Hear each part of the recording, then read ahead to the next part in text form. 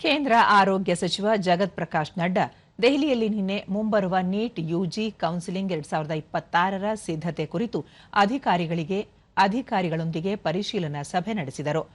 ದೇಶಾದ್ಯಂತ ಪದವಿ ಪೂರ್ವ ವೈದ್ಯಕೀಯ ಕೋರ್ಸ್ಗಳಿಗೆ ಪಾರದರ್ಶಕ, ಅರ್ಹತೆ ಆಧಾರಿತ, ತಂತ್ರಜ್ಞಾನ ಆಧಾರಿತ ಮತ್ತು ವಿದ್ಯಾರ್ಥಿ ಸ್ನೇಹಿ ಪ್ರವೇಶ ಪ್ರಕ್ರಿಯೆಯನ್ನು ಖಚಿತಪಡಿಸಿಕೊಳ್ಳುವ ಸರ್ಕಾರದ ಬದ್ಧತೆಯನ್ನು ಇದು ಪುನರುಚ್ಚರಿಸುತ್ತದೆ ಎಂದು ಆರೋಗ್ಯ ಮತ್ತು ಕುಟುಂಬ ಕಲ್ಯಾಣ ಸಚಿವಾಲಯ ಹೇಳಿದೆ.